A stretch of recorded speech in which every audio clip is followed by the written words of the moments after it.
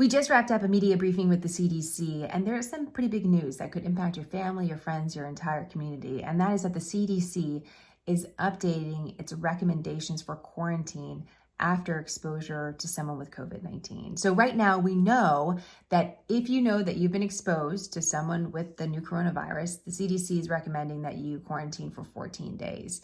Now they're giving you some alternatives, a much shorter time frame, 10 days or 7 days, depending on a few things. I'm going to get into that in just a moment, but why are they doing this now, right? It might feel a little counterintuitive. We're covering stories of rising COVID-19 cases, rising hospitalizations, rising deaths. So why would they shorten the quarantine time now? Two reasons. They say that they have better data and that this data is empowering them to make this decision. But also they're saying, as they're seeing rising cases, the likelihood that more people will get that phone call that says you've been exposed to COVID-19 is also increasing. And they want the quarantine guidelines to be effective, but also realistic and practical for American families. And their thinking is this: as cases rise, we want to start bringing them down. How do we do that? We need more people to buy in to quarantining or isolating if they've been exposed. And maybe we can do that when we shorten the time frame, because it's easier to do that if you only have to quarantine for 7 days versus 14, right? You miss less work, miss less school. It's less of a burden. And this is what their hope is. So they have the data and they're hoping that this is more practical. So here are your alternatives. If you know the date of exposure, then you have either 10 days or 7 days. 10 days if you don't want to get tested or you don't have an access to a test, which can definitely happen in certain parts of the country still to this day. Very varied about test access. So if you know the date of exposure, you can wait out 10 days. If you have no symptoms after the end of those 10 days, you're free to go. The other alternative is with the test. So you know your date of exposure, you count out 7 days. If you have no symptoms, your job is to get a test within 48 hours of day 7. If you get a negative test and you still have no symptoms, then you're free to go after day 7. They still want you watching for symptoms after you're out of quarantine, because there's still a chance that you could eventually test positive from that initial exposure. And they actually have some percentages for that chance.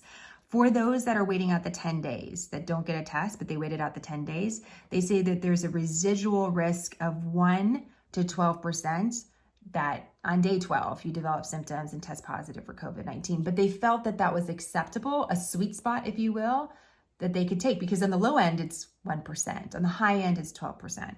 For those that are getting that negative test result within that 7 day, within the 48 hour period before day 7, they believe the residual risk of an eventual test positive is 5 to 10%. So again, within that range. Here's the interesting thing. Doesn't matter what sort of test you get. So let's say that you're able to get a PCR test on day 5 because you want to be out of there on day 7. You feel fine. You can do that, or you can get a rapid test on day 7, get the negative test, you have no symptoms, and you're good to go. What they found, they said it didn't really matter, that the results, the data didn't really suggest any difference between those two things. Again, one of the questions that did come up on this call is about access to tests. I know that's different for a lot of you. So these are just two good things to be aware of as we're moving into these winter months where we are changing our habits somewhat. And by the way, the CDC talked about that. They again are encouraging people to stay outdoors. Don't love the idea of you eating inside a restaurant or a crowded area. They still don't believe that that's wise, and that could be a possibility for transmission. And they also are recommending against holiday travel. Remember, we got that guidance right before Thanksgiving when a lot of people probably already made plans. Now they're being very proactive. Several weeks before, they're saying they really don't want you traveling over the holidays. And if you do, what they're suggesting is that you get tested 1 to 3 days before you travel, 3 to 5 days after you travel, and that you isolate for 7 days after you travel from non-essential activities, just to reduce the risk. So they're giving more specific guidelines on exactly what happens there. So that's big news. This is big news about the recommendations for quarantine. I'm sure some of you have experienced this already, where you get the call from somebody and you're thinking, 14 days? Like, I don't even know how much that exposure was. How much were we around that person? What is our real risk? How do I do this? How do I miss 2 weeks of work? These are the calculations that a lot of us are going through. And so the idea again is, a shorter time frame, still effective, hopefully more buy-in from the American community, and that helps us all lower our risk. A couple updates that I just wanted to give you kind of a heads up about, because we got some big headlines today about COVID-19. You have the UK approving the Pfizer vaccine for emergency use. They're going to start distributing that vaccine likely next week. For us here at home, remember that the Pfizer has applied for emergency use authorization. December 10th is a day of a big meeting. After December 10th, the thinking is that if the results are looking promising and that there's a recommendation for approval, you could get approval very shortly after that. And we can move towards distribution really in mid-December. So just want to give you, because as you're seeing the UK approve this, you might be wondering, well, what are we doing here at home? How is it different? There is a different process. And so the UK is moving forward with Pfizer.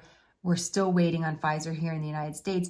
And of course, there's also a question about Moderna, another vaccine that is applied for emergency use authorization as well. In the meantime, the CDC still wants you masking. They still want you social distancing. They still want you washing your hands, right? We've all been reminded of that more times than we know that we've ever been reminded about before 2020. They still want you doing all those things, even with a vaccine. They're saying this is still going to be important. But these are the new guidelines for quarantining and hopefully reducing the spread. Another story we're watching, Congress is back in session. They have a lot to do. One of the things they're looking at is another sort of stimulus package related to COVID-19. We'll see if they get anything done before the end of the year. And we have a big jobs report on Friday that's going to give us an idea of what's going on with the job market before the end of the year. So that could add some extra pressure. So you have a couple different things really moving, right?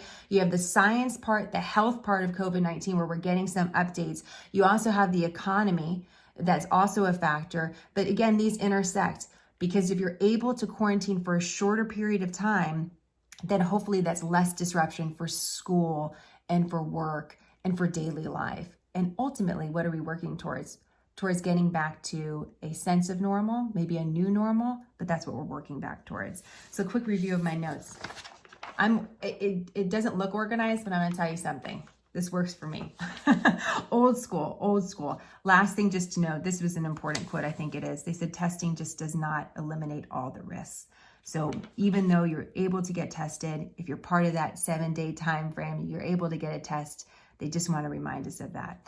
All right, questions, comments, let me know. This is a developing story. As we see more, learn more, we'll add more.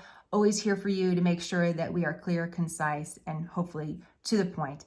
So questions, comments, please let us know, and always more on smarternews.com.